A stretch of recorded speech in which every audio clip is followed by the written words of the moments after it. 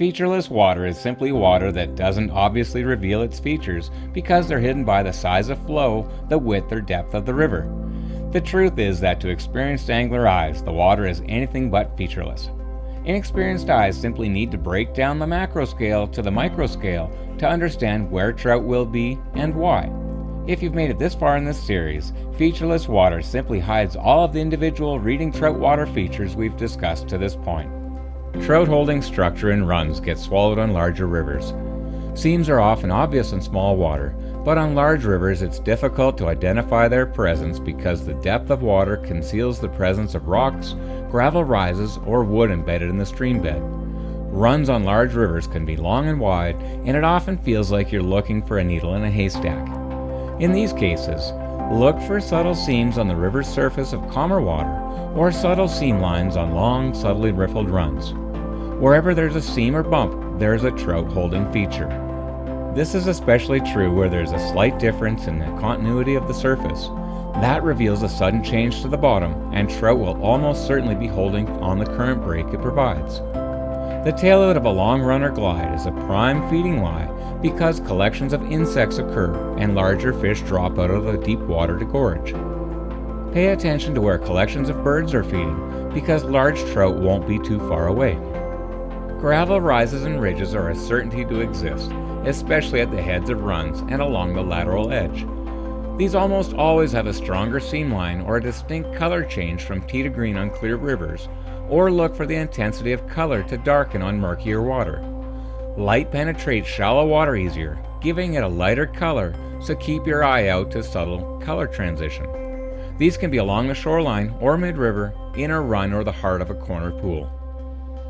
Embedded logs in the river don't always stick out and aren't always obvious. You may just see the tips of heads of logs. These are great indicators of larger structure, especially in larger flows that would remove any small wood. If there's a dead tree or root mass in a large river, it has to be big and permanent and will house trout. Shoreline deflections will be present on all rivers, and trout have to use them throughout the year to cut high flows of floods and use depth as cover during lower flows. They're natural feeding lines and prime lies. Your river might have very subtle seams or foam lines, or they may be patently obvious strong lines coming off the shore. Look for a sudden change in color or angles in current along the shore.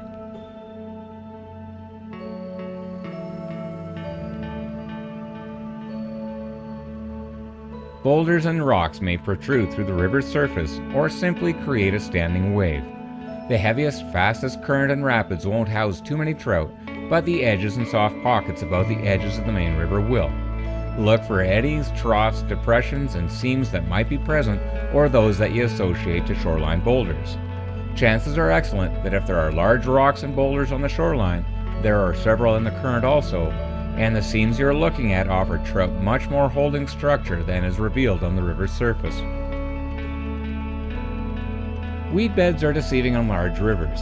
As you walk or float past, they may simply look like large areas of darkness on the river bottom. Glare on the river's surface may impede you from seeing anything.